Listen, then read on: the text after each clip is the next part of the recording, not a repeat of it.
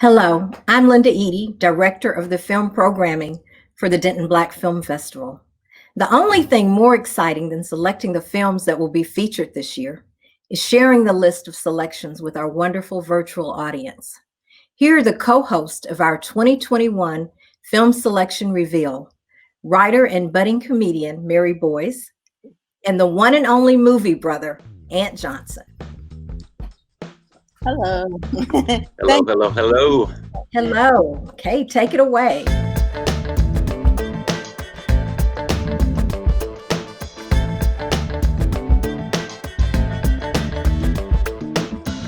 Thank you, Linda. The theme for the Denton Black Film Festival is We Tell Our Stories. And I think that perfectly encompasses the importance of passing along our rich and unique experiences from our perspectives. No doubt, Mary. And it's something that doesn't happen enough, really, to be honest. I mean, we can always tell when someone else is either telling our stories on screen or influencing the way they're told. Right. It's almost like there's a special genre of films we would never want to see. Give us an example, Ant. Let's see. Black people in jail, Black people on the way to jail, Black people visiting jail, Black people just got out of jail, Black people going to college in jail. You see where we're going with this? And I think we've seen enough of that. I see where you're going. Yeah. And how about this category? Angry Black police chief. In every movie, right? He comes in cussing. And then that sassy Black girlfriend, everybody's BFF. Oh, yeah. And I mean, it's just so much more that we have to offer, right? I mean, we're a diverse group of people. I mean, it's up to us to write, direct, and most of all, probably most importantly, we have to support our own stories. You're absolutely right. Now, Ant, are you ready for the big reveal? Mary, I'm just praying it's a boy. Wait, my bad. When you say big reveal, you're talking about the 2021 Denton Black Film Festival reveal. My bad. I'm sorry. Right. And we've got an amazing group of people here to help us introduce the categories. We do indeed. They are Linda Eaddy and some of the DBFF film selection team, Francis Punch, T.K. Henderson, and Ray Pleasant. Right. I'm excited. And so as a film critic, movie brother, I'm just curious, do you have a favorite film genre? And that's a tough one, Mary. I mean, it's kind of like asking a parent, who's their favorite child, And well, actually, I only have one child, so that's maybe a bad analogy. How about you? I have two. Sorry. I love documentaries and web series. To be honest, I mean, actually, documentaries are my favorite genre as well. Let's see what else. I'm also a fan of the Kevin Hart category, also known as the film short. Get it? Film. Gotcha. On that note, we'll get started. The first category being revealed today will be our narrative features. Linda, what are some of the qualities that judges look for when considering these fictional films? Mary, it's the story. Mm-hmm. We look for creativity, how the film unfolds, the pacing of the story. A good script, acting, and being visually appealing is a must. Mm-hmm. We understand the passion, financial, and time commitment that indie filmmakers put into making a feature film. It's inspiring that many of them can accomplish so much with so little funding. We've curated a wonderful selection for you this year, varied selection. So we hope that you'll enjoy.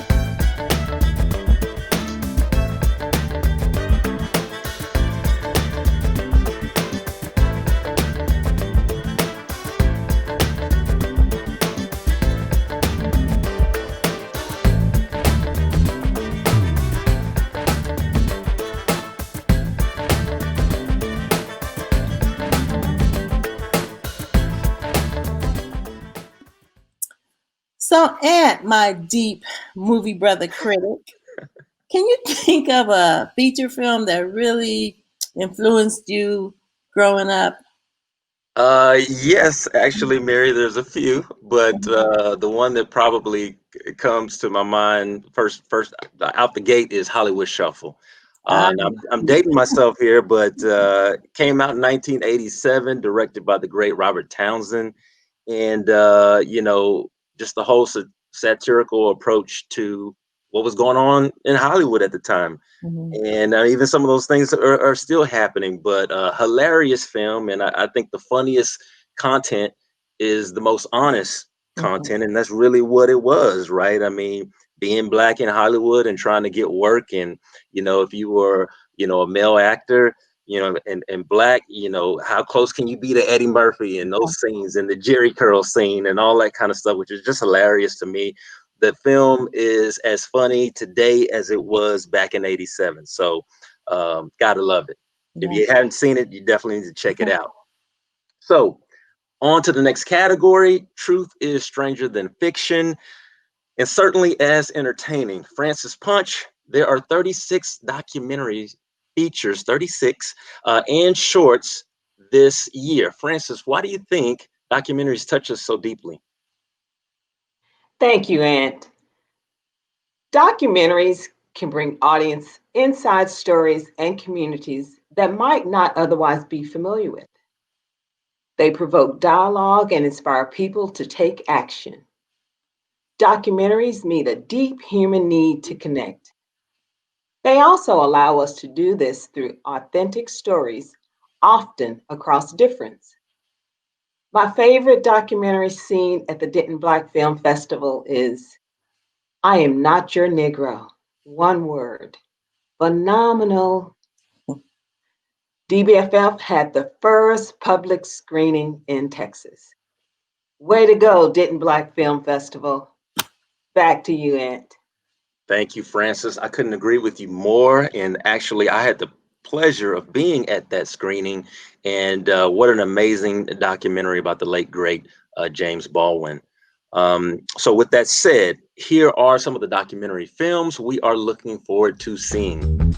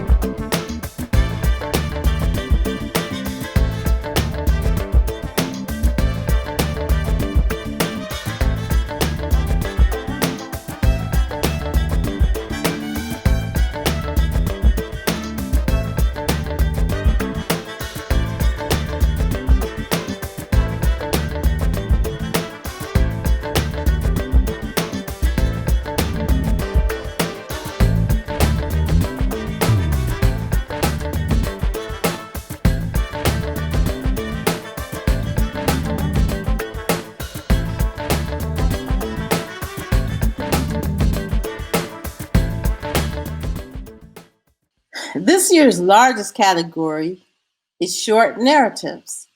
There are a whopping 54. Ray, what's special about film shorts and what kinds of things were you looking for? What I like most about short films is the accessibility and affordability for budding filmmakers. There's so many ways to consume content now on so many different platforms, and I think short films fit into that really well, and they're a real gem. What I look for in a short film is a fully realized story arc, so a clear beginning, conflict, and resolution. And that's important because there's a difference between a capsule world and a storyline with characters that are fully realized, even in a short format, and a demo or a trailer or promotion. And here are the film short selections.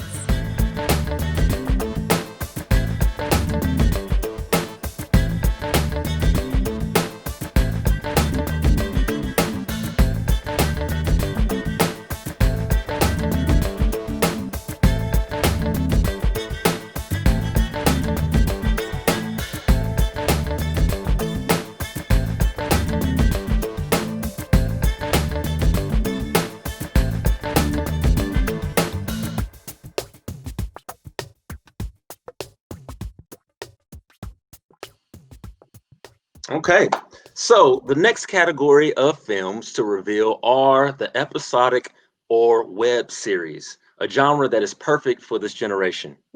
Right. They can watch an entire TV series in the time it takes them to make a TikTok video. So with no further ado, we'll turn it over to screenwriter TK Henderson. TK, are the rules for writing a web series a lot different than writing a traditional sitcom or feature film? Absolutely, Mary. When it comes to web series, it's unlike a sitcom where you have a tag teaser and a few acts, as well as a feature film where you have 3 acts, 90 minutes to 2 hours, sometimes 3 or 4, to be able to build the story, create your characters, and develop everything. You don't have that in the web series. Basically, it is like a mini movie method. You have to get in, you have to show a few turning points, build those characters quickly that will intrigue us enough to want to come back and watch. Especially that cliffhanger is the most important things. So when you're building a web series, to me, it's a lot harder because you have to get in, get out, and get us tuned in. Thanks, TK. With that said, here are this year's list of episodic web series.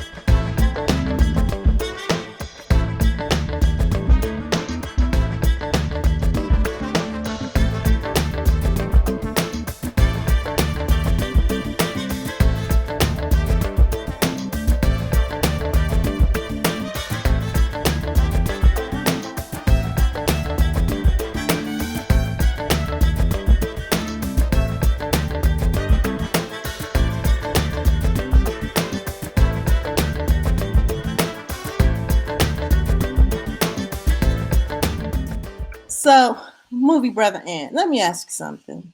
Do you remember the first music video you ever saw on TV?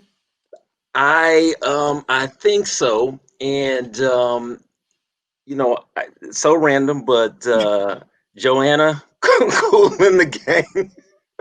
Oh wow! Or either that, or maybe it was something Michael Jackson, maybe Billie Jean or something. Well, it was somewhere in between those two. But yeah, we're talking early '80s. Yeah. Well, it's interesting you mentioned Billie Jean because did you know that was the first music video by an African American artist to be shown on MTV? I did not know that, but now that you mention it, yeah, you're absolutely right. I mean, in the early days, MTV saw itself as a rock station, which essentially meant that it only intended to play white artists. Yeah. All I can say to that is thank God for BET and Video Soul. Oh, yep. Donnie Simpson, gotta love it. And thank God my parents knew about BET Uncut. Wait a minute, I didn't even know about BET Uncut. Never mind. I didn't. Just forget I said that. Well, this year, the Denton Black Film Festival introduced an original music video competition, and festival attendees determine the winner. All the winners of the competitive categories will be announced at the awards show on Sunday, January 31st at 4 p.m. I can't wait to see them. And I can't wait to vote for my faves. Here's the list.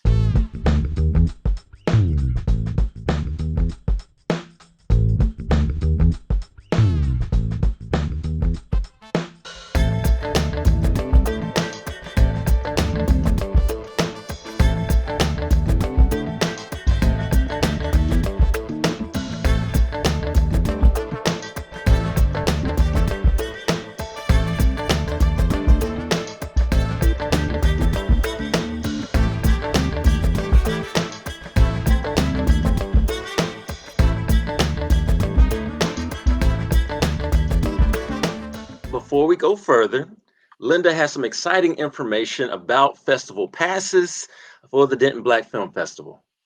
Thanks, Ant. Pass sales launch today, December 18th. And we have a gold VIP virtual experience pass for those who want to access all things 2021 DBFF. This gold VIP pass, along with the silver virtual pass, is going to provide access to a full array of special events and access to everything. Now, block pass packages and individual tickets would go on sale January 2nd. Thanks. Thank you, Linda. So, hey guys, do not wait. Don't wait till tomorrow. Order those passes today. I mean, it would make an amazing gift. I know I would appreciate getting that as a gift, but you know, hey, special perks are available to pass holders, and it's nice to feel special, even if you're watching from the comfort of your home. Yeah, and we've all learned to adjust to this virtual new world, right? And that brings me to another question for you. When you critique films, how has watching from home changed that experience? Well, I guess I would say for starters, Mary, you know, I get to save a few extra dollars in my pocket because saves gas money and all the snacks from the concessions, the popcorn and drinks and all that good stuff. But, you know, in all seriousness, it has been, you know, a major shift and an adjustment, but not necessarily all bad. Now, don't get me wrong. I love the movie theater experience, and, you know, I hope that they are able to return to some sense of what it used to be. I don't think it'll ever be the same. But with that said, what has happened is this whole world of VOD or video on demand. A lot of independent filmmakers now have avenues, right, to really get their content out. Not only get it out, but us moviegoers, right, our attention is focused, you know, on the whole, you know, movie watching at home, right? Video on demand experience. So I've seen some amazing films out there that maybe I would not have seen, right? Or they would not have been on my radar. So I think we all should, you know, take advantage of that. And, you know, talking about costs, you know, hey, you know, there are films that came out for purely on rental. Let's say, you know, it was $19.99. I mean, you divvy that up on a family of four. It doesn't get any more, you know, inexpensive than that, right, for entertainment on a Friday or a Saturday night. Now, don't get me wrong. Like I said, though, I still love my movie going experience and going and getting my blueberry icy with my popcorn and peanut M&Ms and mixing that all together. You know, you gotta love it, but you know that's what it is. So there you have it. So, but the big question, the important question is, have you had to shush yourself? Not yet, but it's coming. I believe it. So the next category is college student shorts. That reminds me of laundry day at my dorm, which I just absolutely hated, right? It was like you had to get your stuff out as soon as your time was up, or somebody would come and mess with your clothes, and then it was going to be a problem. Don't even get me started on that. Here's the list.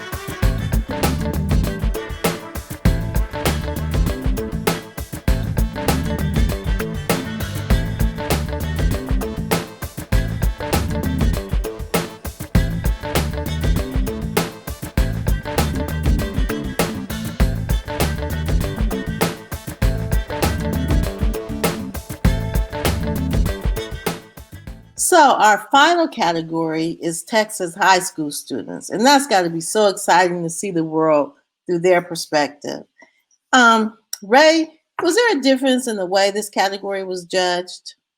The high school submissions were really exciting because young people today are raised on the internet and they have so much content available to them. It's interesting to see how they consume it and interpret it. I do look for maturity and a clear vision, just like I would with anyone else, but I do keep in mind that they might have less experience or resources compared to an older filmmaker.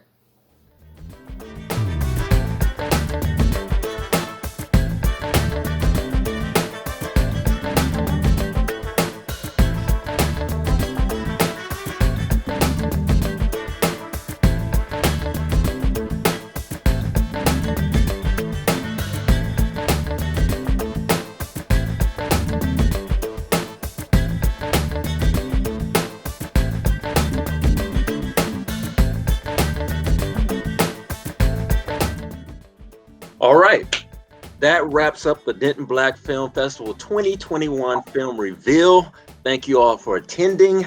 Thank you so much to Linda, Francis, TK, Ray, and my co-host Mary Boyce. Linda, any final thoughts? We hope this begins your journey in discovering the wide range of stories being told at 2021 DBFF. Don't forget the 3-day Flash Pass sale. And I want to give a special thanks to our host, Mary Boyce, and Aunt, the movie brother Johnson, who, along with members of the film selection team, Francis, Ray, and TK, revealed our film choices for this year. As we say in Texas, we'll see y'all January 27th through February 1st at the DBFF 2021 Virtual Edition. Thank you.